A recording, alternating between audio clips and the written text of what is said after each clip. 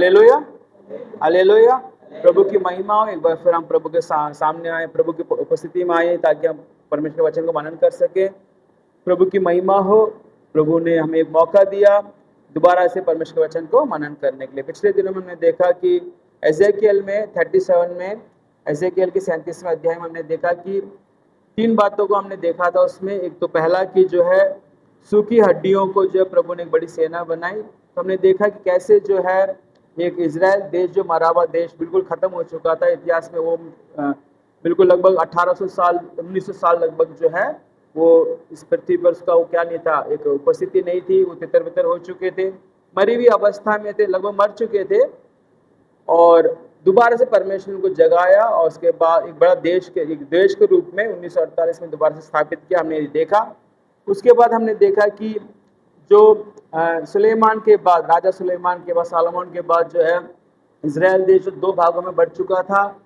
फिर प्रभु ने क्या किया, उन दोनों देशों को एक साथ जोड़ने के लिए एक दृष्टांत दिया कि भाई एक लकड़ी ले ले, उसमें एफ्रेम जो इजराइल के 10 गोत्र उनके नाम ले, और एक दूसरा लकड़ी ले, उसमें यहूदा उसके 7 के गोत्रों के नाम लिख और एक साथ जोड़ दे, फिर उनको मैं एक कर दूंगा, एक देश बना दूंगा। तब दोबारा से जो ये देश जो है 1948 में स्थापित हुआ, तो फिर एक देश के रूप में वो अलग अलग देश नहीं थे। तो ये ऐसे परमेश्वर ने इस बात को हमें सिखा। उसके बाद हम देखते हैं कि 1948 में जो पहला जो है प्रधानमंत्री बने, उसमें हम देखते हैं कि वो 37वें अध्याय में हमने देखा कि 24वें वचन में कि मेरा जो दाऊद है, मेरा दास दाऊद जो है उस देश का राजा बनेगा करके। तो हम देखते हैं कि पहले जो प्रधानमंत्री का नाम भी इत्तेफाक से जो भी परमेश्वर की इच्छा ही थी कि उनका नाम भी डेविड बेन कुरियन था। तो इस तरीके से अनेक जो परमेश्वर ने किया भविष्यवाणी को पूरा किया। तो ये आगे हम देखते हैं कि अध्याय 38 में, 38 में और 39 में भी अंत के समय के अनेक जो है परमेश्वर ने क्या किया, भविष्यवाणी को पूरा किया। और अभी हम अपने ही समय में होता हुआ देख रहे हैं। हालेलुया। क्योंकि परमेश्वर का वचन कहता है कि जो परमेश्वर कहता है वो करता ही करता है, ठीक है ना। जरा से भी हमें संदेह नहीं होना चाहिए कि जो परमेश्वर के वचन में जो जो बातें लिखी हैं उसमें एक बिंदु भी जो है ऐसा नहीं वो ना पूरा हो, बिंदु बिंदु भी पूरा होगा। यही परमेश्वर की खासियत है। क्योंकि परमेश्वर जो भी कुछ कहता है वो क्या करता है, परमेश्वर उसको हाँ और आमीन में करता है। हालेलुया। इसलिए जो भविष्यवाणी जब हम पढ़ते हैं, समझते हैं, सुनते हैं, इसे हमें बहुत ध्यान से जो है सुनकर अपने जीवन में प्रैक्टिकली इसको करने की कोशिश करनी चाहिए। ऐसा ना हो कि भाई हम जो है वचन सुनते हैं और उसको भूल जाते हैं। क्योंकि वचन क्या कहता है, उसमें वचन को सुनने वाले ही नहीं मगर उसके अनुसार करने वाले भी बनो। तो परमेश्वर का वचन कहता है कि अंत के समय की बात हम कर रहे हैं। अभी हम देखते हैं कि 38 में उसका पहला और दूसरा वचन पढ़ सकते हैं कोई। फिर यहोवा का यह वचन मेरे पास पहुंचा, हे मनुष्य के संतान, अपना मुंह मागोग देश के गोग की ओर करके, जो रोश मेशेक और तूबल का प्रधान है, उसके विरुद्ध भविष्यवाणी कर। आमीन, हालेलुया। तो प्रभु क्या कहता है कि देखो जो मेरा वचन तो क्या कर, उन लोगों के विरोध में बताओ, उनको उनके लिए भविष्यवाणी कर। किसके लिए, जो मागोग जो हम देखते हैं, मागोग जो एक पूरा एक यहाँ लिखा हुआ है, मागोग मागोग देश के गोग की ओर मुंह करके क्या कर, भविष्यवाणी कर, ऐसा परमेश्वर का वचन बताता है। तो मागोग जो है एक जो है लोगों का एक ग्रुप जो है, एक आप ये कह सकते हो कि एक पूरा जो एक ग्रुप ऑफ पीपल जो है, एक समूह के जो लोग रहते हैं, वैसे लोग जो उन्होंने क्या किया, उनको मागोग कहा जाता, मागोग कहते हैं। और गोग जो है एक अच्छा लीडर, जो प्रभावशाली लीडर होता है उसको कहते हैं, ठीक है ना। फिर वो कहता है कि क्या कर, जो रोष है क्या उसको उसकी ओर, जो रोष और मेशेक और तूबल के प्रधानों की ओर मुंह करके क्या कर, उनके विरुद्ध क्या कर, भविष्यवाणी कर करके। तो यहाँ हम देखते हैं कि जो रोष है वो कौन लोग हैं, जो मेशेक हैं और तूबल है वो कौन कौन लोग। अगर हम देखेंगे तो वचन कहता है जो रोष जो है रशिया के बारे में कहा गया है। जो रशिया जो है, जो आज रशिया बोलते हैं, वो जो है रोष है, उनके विरोध में भविष्यवाणी कर। मेशक जो है हम देखते हैं कि जो रशिया के ही जो है, जो उसके दक्षिणी भाग में जो है और ईरान के जो उत्तरी भाग में जो है, वो जो लोग हैं उनको जो है मेशक बोला जाता है। उन्हीं के जो उनसे उनके जो है समूह को जो है, उस ग्रुप के लोगों के जो समूह को जो बोला गया है।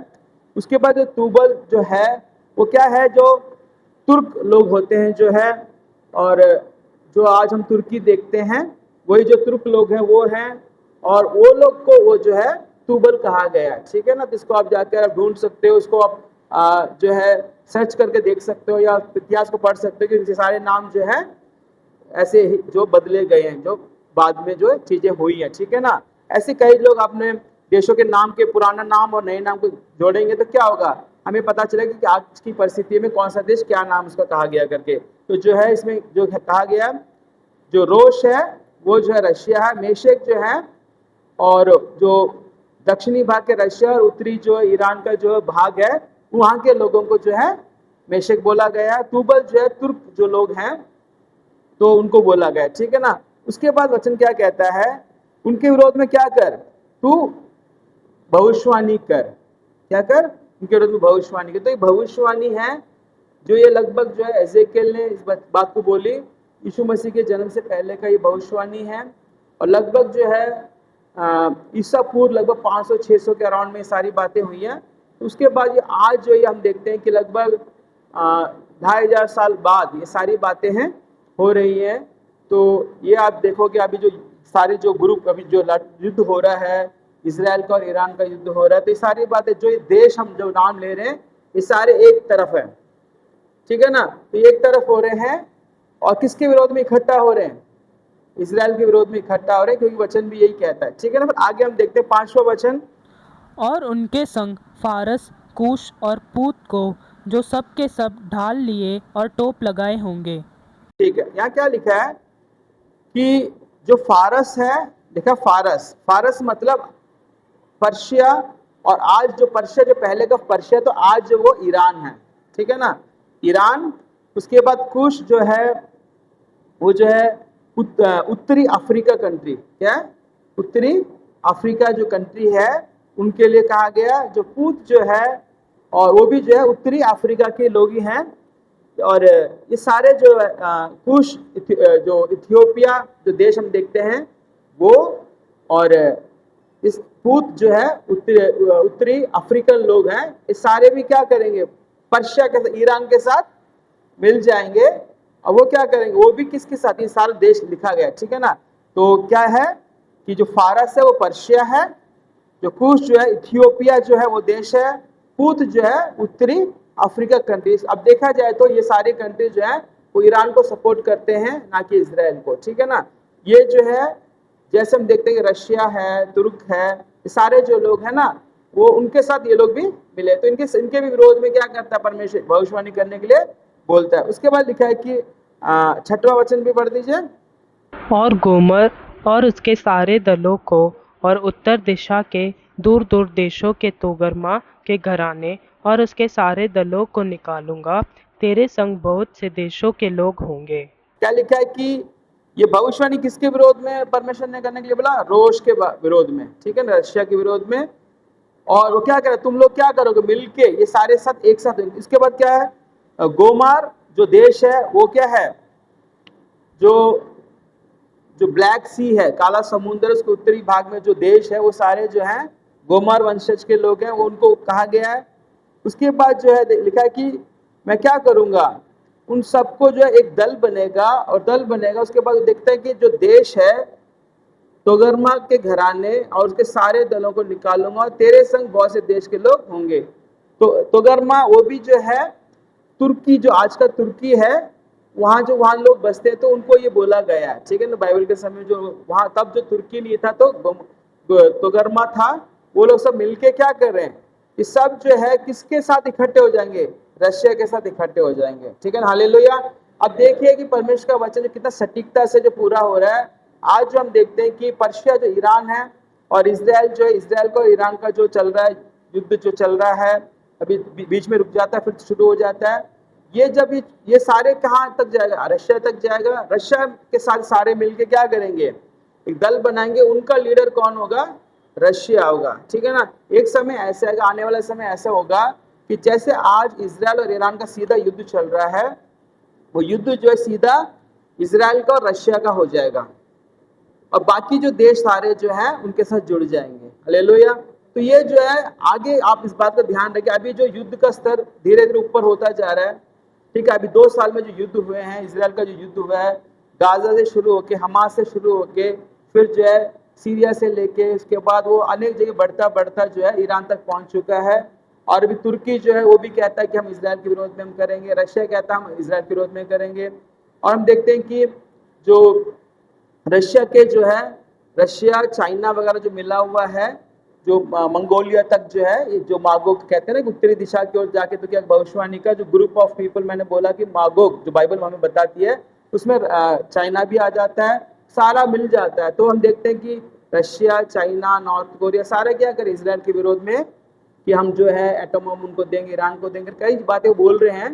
ये सारी बातें वो अपने आप से नहीं बोल रहे हैं, उनको लग रहा हो कि हम कर रहे हैं, मगर परमेश्वर का वचन क्या कहता है कि भविष्यवाणी है, अंत के समय में सारी भविष्यवाणी होना, ये होना ही होना करके परमेश्वर का वचन बोलते हैं। इसलिए जो है जब इन बातों को हम होता देख रहे हैं तो हमें क्या करना चाहिए, बड़ा सतर्क होना चाहिए कि जो परमेश्वर के विरोध में जो देश हो रहे हैं और उसका क्या कारण क्या है कि बाइबल में जो लिखा हुआ है, एजेकिएल में 38वां अध्याय में जो लिखा हुआ है, ये भविष्यवाणी पूरी हो रही है। मगर ये भविष्यवाणी और आगे क्या करेगी, जब इजराइल को रशिया का सीधा युद्ध शुरू हो जाएगा, इसका मतलब क्या है कि बहुत खतरनाक समय, अंत का समय बिल्कुल ही निकट है, उसका यीशु मसीह का आना बिल्कुल तय है करें। क्योंकि इसराइल के बनने के बाद 1948 के बाद जो कभी विश्व युद्ध नहीं हुआ, उसके बाद उससे पहले दो, पहला विश्व युद्ध और दूसरा विश्व युद्ध हुआ, उसमें जो इसराइल का देश नहीं था, तो इसराइल देश बनने के बाद जो युद्ध होगा तो वो जो है सीधा थर्ड वर्ल्ड वॉर होगा। तो क्या होगा, उसमें इसराइल का एक बहुत बड़ा महत्वपूर्ण एक भूमिका होगी।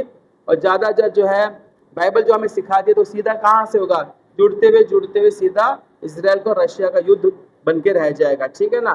तो हम देखते हैं कि एक जो ग्रुप है, एक कुछ कई देश जो है रशिया के साथ जुड़े हुए होंगे, ये सारे धीरे धीरे ग्रुप बनता जा रहा हम देख रहे हैं।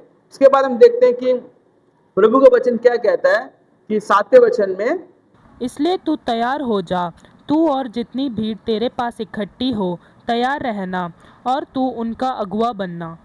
ठीक, ये जो वचन कहता है कि वो किसके लिए है, रोष के विरोध में। क्या कहता है कि हे मनुष्य के संतान, जो तो रोष को देखकर तो भविष्यवाणी कर, क्या कर, तुझे उन सबका अगुआ बनना है। किनका क्या करना है, तेरे को क्या करना है, उनका अगुआ बनना है। तो रशिया जो एक अगुआ बनेगा, जब ये लड़ाई जो है आगे बढ़ती जाएगी, तो ऐसा समय आएगा कि इसराइल के विरोध में जो लड़ाई होगी, तो उसका जो अगुआ कौन बनेगा, रशिया बनेगा।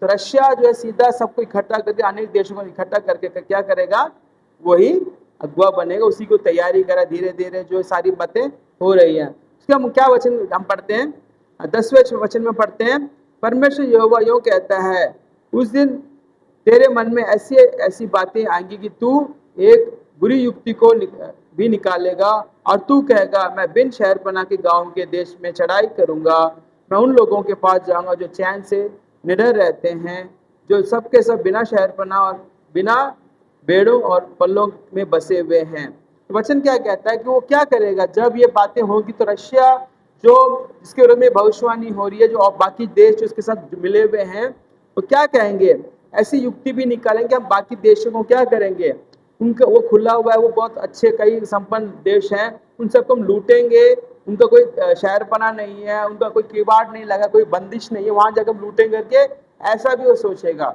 ये सीधा जो है सिर्फ परमेश्वर के लोगों के विरोध में वो युद्ध नहीं लड़ेगा, बाकी जो देशों को भी लूटने का भी काम करेगा। ठीक है ना, ये बताता है।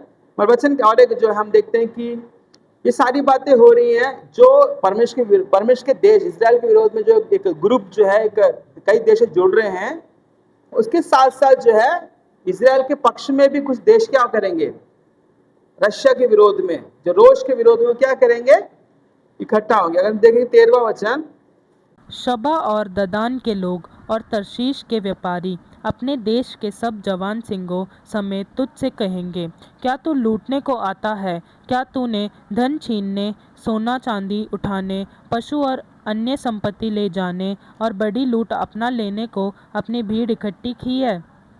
क्या वचन क्या कहते हैं, यहाँ भी क्या है, शबा और ददान और के लोग और तर्शीश के व्यापारी अपने देश के सब जवान समेत। तो यहाँ क्या है, शबा एक वर्ड है, ददान करके एक वर्ड है। तो ये दोनों जो वर्ड, जो शब्द किसके लिए कहा गया, हम देखते हैं कि वो सऊदी अरेबिया जो है वो है, उनके साथ जो उनके संगी जो है देश हैं, वो क्या करेंगे, वो उनको बोलेंगे तू क्या हमें उनके विरोध में बात करेंगे, रोष के विरोध में, क्योंकि वो लूटने आ रहे हैं। रशिया क्या कर रहा है, रोष जो लूटने आ रहा है, कि भाई इनको लूटा जाए, मगर वो क्या तुम्हें लूटने, और तर्शीश जो है, तर्शीश के व्यापारी, तर्शीश जो है पुराने समय से क्या एक, हम देखते हैं कई जगह उसका उल्लेख है, बाइबल में उल्लेख है, उसको व्यापारी लोग होते हैं। और हम देखते हैं तर्शीश मेनली जो है यूके, अब जो आज का यूके है, यूनाइटेड किंगडम, उनको, और जो यूरोप की कंट्रियां हैं जो है, उनको कहा गया है कि वो तर्शीश जो जहाजों का जो व्यापार करते, जहाजों में कई जगह जाकर व्यापार करते, उनके लिए कहा गया है वो क्या करेंगे, रोश के विरोध में, क्या तू सबको लूटने आया करके, ठीक है ना। इसका मतलब क्या है, जब वो रोश के विरोध में होंगे, जो आज के समय में जो रशिया के विरोध में जो लोग होंगे, तो किसके पक्ष में खड़े होंगे, इसराइल के पक्ष में खड़े होंगे। हालेलुया। तो यहाँ क्या अभी हम क्या देख रहे हैं, तो यूरोप की कंट्रियां किसके साथ खड़ी है, इसराइल के साथ खड़ी है, ठीक है ना। और कुछ देश जो एशिया के, और जो कुछ देश क्या है रशिया के साथ खड़े हुए। तो इनको सबको लगता है कि भाई अपने आप से हम लोग क्या कर रहे हैं, सारे करें, मगर परमेश्वर का वचन जो है बिल्कुल एक्यूरेट को पूरा होता है कि जो परमेश्वर के वचन में लिखा गया है कि भाई रोज के साथ कुछ देश जाएंगे, इजराइल के साथ कुछ देश जाएंगे, और जो आज हम जो जिस देश को जो हम इजराइल के साथ देखा जाता है वो बाइबल में लिखा हुआ है। जो देश जो है इजराइल के विरोध में वो एक पक्ष में खड़ा है, वो भी हम बाइबल में देखते हैं। तो परमेश्वर का वचन जो बिल्कुल एक किस तरीके से सटीकता से पूरा हो रहा हमें पता होना चाहिए। हालेलुया। तो जब ये सब होता हुआ देख रहे हैं, तो हम लोग जो है क्या करें, सोए हुए हैं। सारी दुनिया जो क्या कर रही है कि वो क्या आने वाले लोगों को सिखा नहीं रही कि प्रभु यीशु मसीह जल्दी आने वाला है करके। वो क्या कर रहे हैं कि भाई जो होना है हो रहा है, हम लोग क्या करेंगे, हम लोग क्या है अपने काम धंधे पे जाएंगे, पढ़ाई लिखाई करेंगे, और हम अच्छा से खाना खाएंगे पिएंगे, और जो हम आराम से रहेंगे, यही हमारी तैयारी है। कलीसिया को ये क्या करना चाहिए, खुद तैयार होना है अंतिम समय के लिए। पढ़ाई करो, लिखाई करो, कमाओ, घर बनाओ, सब कुछ करो, मगर सबसे बड़ा हमारा पहला स्थान क्या होना चाहिए, परमेश्वर के आगमन के लिए तैयार होना। हालेलुया। पर हम इस चीज को नहीं करेंगे, तो जब हम खुद नहीं करेंगे, हम खुद जो प्रभु यीशु मसीह के आगमन के लिए तैयार नहीं होंगे, तो दूसरों हम क्या तैयार करेंगे। जो खुद इंसान जो तैयार नहीं है यीशु के आगमन के लिए, जो सारे देश इकट्ठे हो रहे हैं, जो परमेश्वर का वचन पूरा हो रहा है, तो जो वचन हमारे हाथों में बाइबल है, वचन जो हमें पता है कि सारी बातें परमेश्वर बोल रहा है, मगर हम क्या कर रहे हैं, हम सोए हुए हैं। तो ऐसा होने से कैसे हम लोग जो है प्रभु के आगमन के लिए हम तैयार हो सकते हैं, कभी नहीं हो सकते। इसलिए जो है कई बार ये प्रभु जो है बताना चाहता है कि देखो तुम्हारे लिए मैंने सारे चिन्ह दिए हैं, किसके लिए, लिखकर परमेश्वर ने वचन जो है पवित्र शास्त्र किसके हाथ में दिया है, परमेश्वर के लोगों के जन के, जो लोगों के हाथों में दिया है, परमेश्वर के जन के हाथों में दिया है। तो हमें इसको ढूंढकर पढ़कर ये सारे चिन्ह देखते हुए हमें क्या करना पड़ेगा, हमें समझना पड़ेगा कि अंत का समय बहुत निकट है। क्योंकि चेले लोग क्या कहते हैं आगे मत्ती में 24वें अध्याय में, प्रभु यीशु मसीह के पास आकर कहते हैं, प्रभु यीशु आपके आने का और जगत के अंत का क्या चिन्ह होगा। तो प्रभु क्या कहता है, तुम युद्ध के बारे में, लड़ाई के बारे में चर्चाएं सुनोगे, युद्ध होता हुआ देखोगे, भूकंप आएगा, अकाल पड़ेगा। तो सारे जो चिन्ह जो हमारे आंखों के सामने हो रहे हैं, तो क्या है, हम लोग अनजान बन के, आंखें देखते हुए भी हम लोग अनदेखा बन रहे हैं। ऐसा होने से क्या होगा, परमेश्वर जो है अचानक आ जाएगा और हमें पता भी नहीं चलेगा। इसलिए कलीसिया के जो लोग हैं, जो परमेश्वर के जो लोग हैं, आप लोग सतर्क रहिए कि परमेश्वर जो है हमें चेताता है कि भाई समय सबको देखते हुए तुम्हें और तेजी से क्या करना है, अपने को तैयार करना है। हालेलुया। तो हम ये देख रहे हैं कि दो पक्ष जो है तैयार हो चुका है, कौन सा देश किसके साथ है, कौन सा देश किसके साथ है। तो जब इसको हम देख रहे हैं, तो हमारा आंख, आत्मिक आंख अभी भी हम क्या कर रहे हैं, बंद किए हुए। हम अभी भी आशीर्वाद चाहते हैं, आशीर्वाद का जो है जो प्रचार सुनना चाहते हैं, अपने मन के अनुसार, अपने कानों के अनुसार प्रचार सुनना चाहते हैं। ऐसे करने से क्या होगा, हम प्रभु के आगमन के लिए तैयार नहीं हो सकते। हालेलुया। तो इसलिए अपने आप को जो अपने आत्मिकता में जागृति लेके आइए, ताकि हम लोग क्या करें, प्रभु के आगमन में तैयार हो जाए, हम खुद तैयार हो जाए और एक झुंड को तैयार करें। हालेलुया। हम एक नूह के समान, नूह ने क्या किया, जहाज बनाया अपने लिए और अपने परिवार को तो बचा सका, और अनेक जानवरों को बचा सका। अगर वो तैयार नहीं होता तो वो भी क्या होता, वो भी खत्म हो जाता, सारे जानवर भी खत्म हो जाते। ऐसे प्रभु जो हमारी ओर देख रहे हैं, कलीसिया की ओर देख रहे हैं, कलीसिया तैयार रहे, कलीसिया तैयार रहे और बाकी लोगों को तैयार करे। आमीन।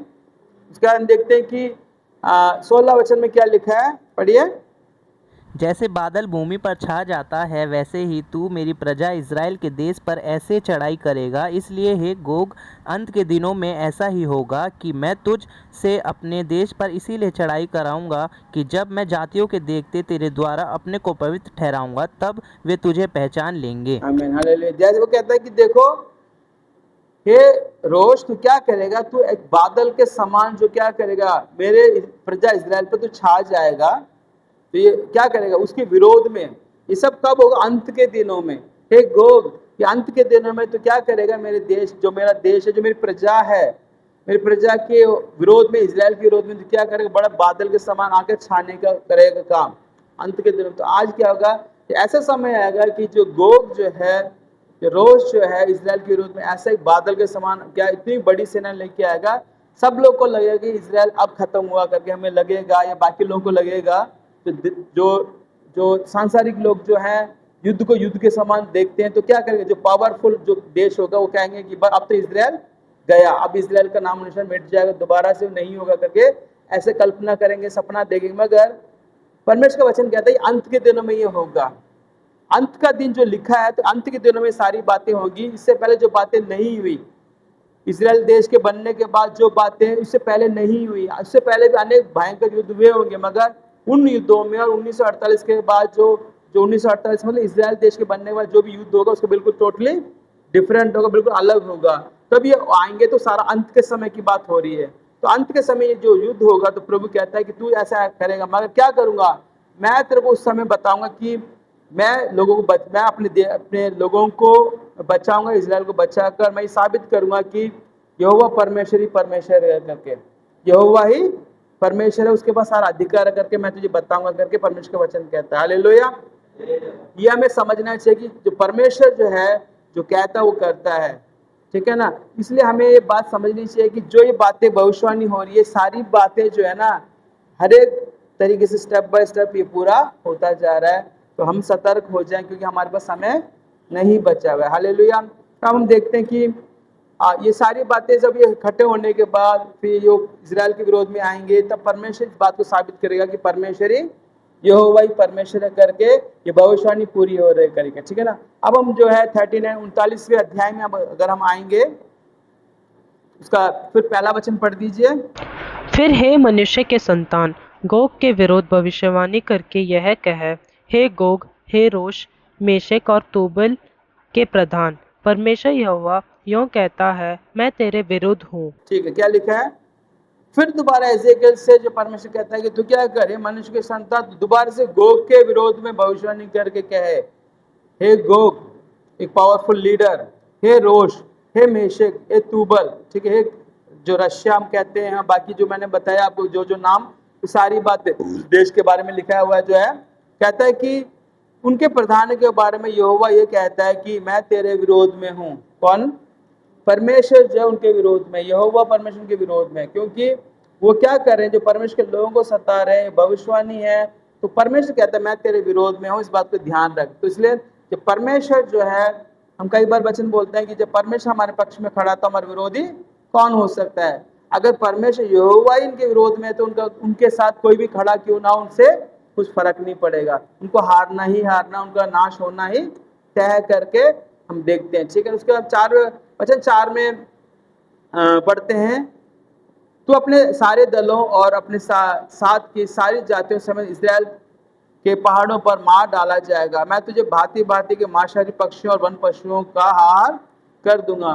क्या वचन कहता है कि जब तू इज़राइल के विरोध में आएगा, पहाड़ों पर आकर युद्ध करेगा, मगर तू हार जाएगा। तो हार जाएगा तो क्या होगा, जो तू सेना ले गया तो वो मारी जाएंगी, और उनका मांस कौन खाएगा? जो पक्षियां खाएंगी, जितने भी पक्षियां खाएंगी, मांसाहारी पक्षियां, ठीक है ना। जो मांस को खाने वाली जो पक्षियां होती है, जो गिद्ध होते हैं, चील होते हैं, वो आकर सब क्या मांस तो खाएंगे। वन पशु भी क्या करेंगे, उनका जो है भोजन तुम्हें, आहार तुम्हें बना दूंगा करके वचन बताता। जो जब ये सारी देश जो है इज़राइल के विरोध में जाएंगे, बहुत बड़ा युद्ध होगा, बहुत लोग जो अपने जान को गवा देंगे।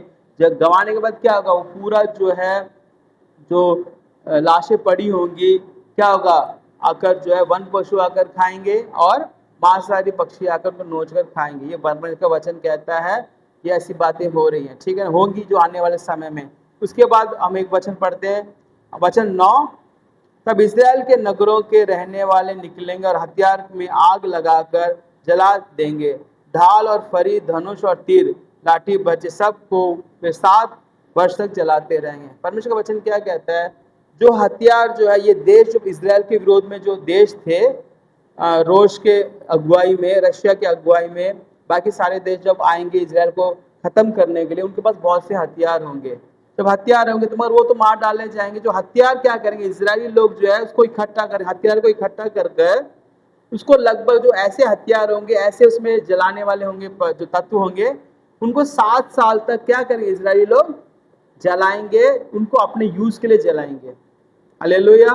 तो ये ऐसी भविष्यवाणी, जो लोग जो हथियार जो तुम्हारे विरोध में लेके वो तो मार डाले जाएंगे, मगर जो हथियार वो छोड़ के जाएंगे, उनको जो इजराइल लोग इकट्ठा करके क्या करेंगे, 7 साल तक वो क्या करेंगे, जलाते रहेंगे। वचन के 10 में, इस कारण वे मैदान में लकड़ी ना बीनेंगे, ना जंगल में काटेंगे, क्योंकि वे हथियार ही को जलाया करेंगे। वे अपने लूटने वालों को लूटेंगे और अपने छीनने वालों से छीनेंगे। परमेश्वर यहोवा की यही वाणी। क्या लिखा है?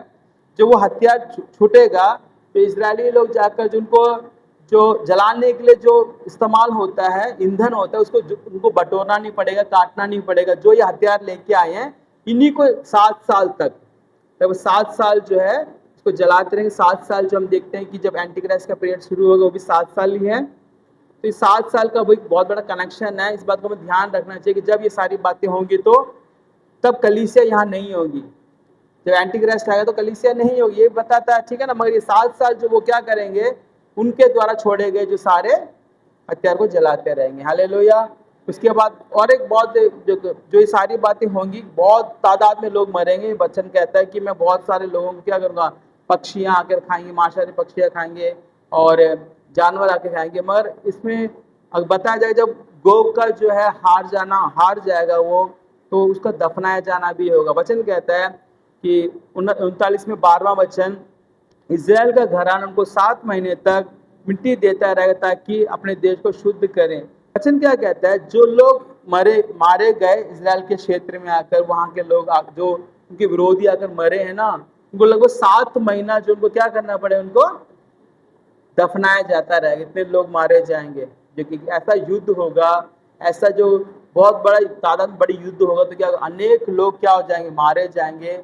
और उनको दफनाते दफनाते, वचन साफ कहते 7 महीने तक तुम क्या करोगे, उनको दफनाते रहो। इसका मतलब जो ये जो युद्ध होने वाला है आगे चल के, कुछ बड़ा युद्ध हो सकता है। एटम बम किसी के ऊपर गिराया जा सकता है, मिसाइल से दागे जा सकते हैं। कितने बड़े बड़े जो चीजें जो है, अभी इतने एटम बम जो है बना दिए गए कि पृथ्वी को कई बार क्या कैसे नष्ट किया जा सकता है। तो ऐसे अगर एक दो गिर जाएगा, कितने लाखों करोड़ों लोग मारे जाएंगे। तो लगभग वचन कहता है कि 7 महीने तक इजराइल अपने देश को क्या करेगा, साफ करता रहेगा।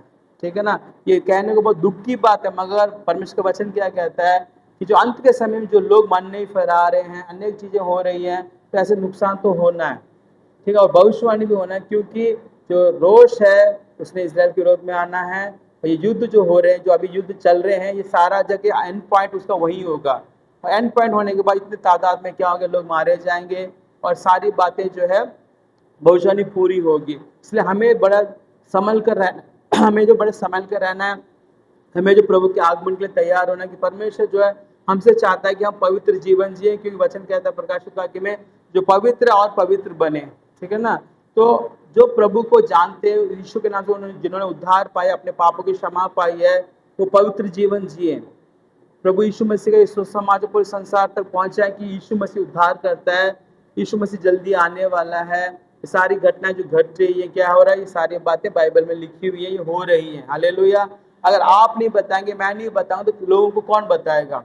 जो हमारे लोग, जो अनेक हमारे रिश्तेदार होंगे, अनेक जानने वाले होंगे, अनेक जो पड़ोसी होंगे, और उनको आप सुसमाचार नहीं सुनाएंगे, तो जब वो अपने पाप में मर जाएंगे तो उनका हिसाब परमेश्वर हमसे मांगेगा, आपसे मांगेगा, मुझसे मांगे। इसलिए हम अपने आप को जो है सतर्क करें, हम अपने आप को बहुत ज़्यादा, बहुत ईमानदारी से लोगों को बचाने का हम अपने दिल को रखकर आगे बढ़े, ताकि हम लोग, जो हमारी बड़ी जिम्मेदारी है कि हम अपने देश को बचा सकें, अपने देश के लोगों को बचा सकें, ताकि वो लोग भी सुसमाचार सुनकर प्रभु के आगमन के लिए तैयार हो सके। हालेलुया। ये प्रभु का वचन आज हम क्या देखते हैं कि एजेकिएल में 38 में और 39 में हमने देखा कि कैसा जो युद्ध जो हो रहा है, तो दो पक्ष होंगे उसमें। कुछ लोग जो है इजराइल के साथ जाएंगे, अनेक लोग जो है रशिया के साथ जाएंगे, रूस के साथ जाएंगे। मगर क्या होगा, अंत में जीत यहोवा के लोगों की होगी, जो इजराइल देश की होगी। और उसमें कितने लोगों का जो मारा जाना होगा, कितना नुकसान होगा, ये सारी बातें ये दोनों जो अध्याय में लिखा हुआ है। ठीक है ना। तो ये सारे अंत के समय की भविष्यवाणी, इसलिए हम अपने आप को ये नहीं कह सकते परमेश्वर ने मुझे नहीं बताया।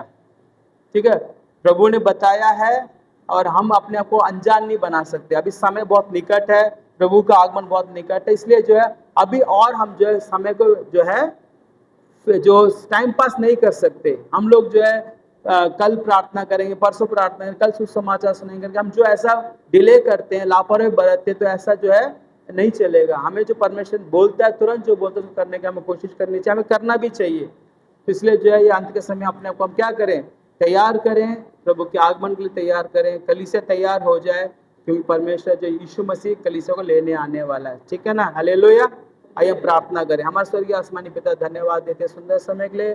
प्रभु एजेकिएल में प्रभु जी आपने जो 38 और 39 में जो बातें हमें बताई, प्रभु होने दे परमेश्वर पिता, हम इसको और अच्छी तरह समझ के प्रभु जी परमेश्वर का भाई मानकर हम अपने आप में तैयार हो जाएं और बाकी लोगों को भी तैयार करें, ताकि आपके आगमन के लिए प्रभु जी हालेलुया प्रभु अनेक लोगों को तैयार किया जा सके। प्रभु धन्यवाद देते हैं, स्तुति करते हैं प्रभु जी, आशीष और बरकत दीजिए। कलीसिया को ये जिम्मेदारी प्रभु, हमारी कलीसिया की जिम्मेदारी सिखा प्रभु जी, अनेक लोगों को, अनेक भाइयों को जो सिखा इस बात को कि अनेक लोगों को बचाना करके सब कुछ आपके हाथ में समर्पण करते हैं, ईश्वर के नाम से मांगते हैं। आमीन आमीन। हालेलुया।